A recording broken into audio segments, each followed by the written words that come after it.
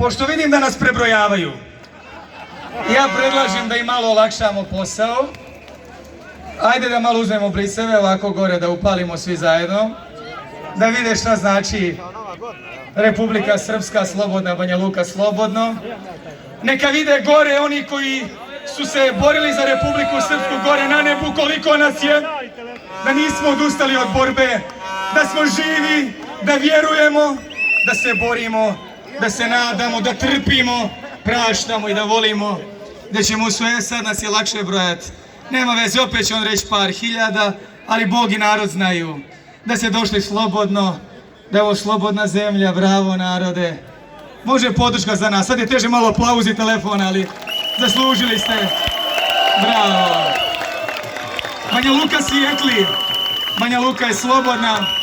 Banja Luka je naša. Banja Luka je domaćin. Banja Luka je domaćin. Hvala dobri narode. Valjda su nas uspjeli malo prebrojati. Slobodno još malo da se prikaže ta scena. Nek vide. Nek broje. Treba njima vremena. A malo da olakšamo i posao MUP. Nemoj da nam se ovi umore tamo. Ima nas, više nas je, to smo rekli prije 2 godine, pa svaki dan potvrđujemo narode. Lijepo, evo sad su uspjeli probrojati. Želim da vas sve pozdravim, da vam se zahvalim na istrajnosti i naravno da idemo dalje. Mi svoj put znamo i nije ni važno da li nas čekaju poteškoće ili izazovi, ali mi biramo istinu i to je suština onog. Moja prva poruka je ovdje. 2020. sam uz vašu podršku ubjedljivo pobjedio. I nemam...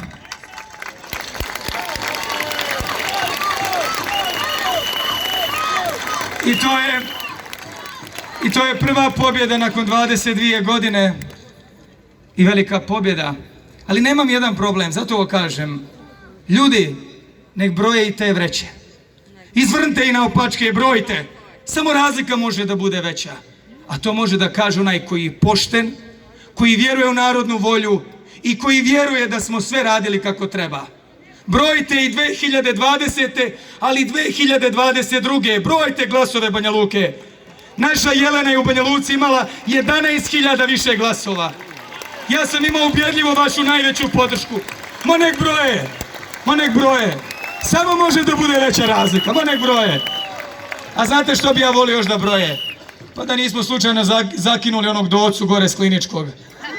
Jel' tako? Pa nek se broji narode.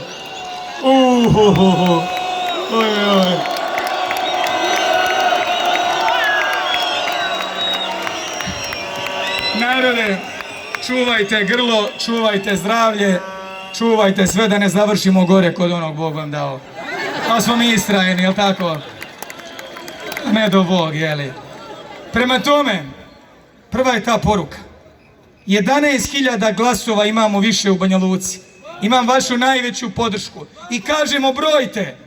Brojite svaku opštinu, svaku kutiju, svako mjesto. I šta je to problem? Hajmo sve da vidimo. Hajmo da vidimo crno na bijelo. I kad se prebroju u redu, ali hoćemo da znamo istinu. I moram ovo reći. Kada smo obučavali naše posmatrače, mi, a ne oni, mi smo im rekli, brojite ni po babi, ni po stričema, kako jeste, po narodnoj volji. Narodna volja je sveta.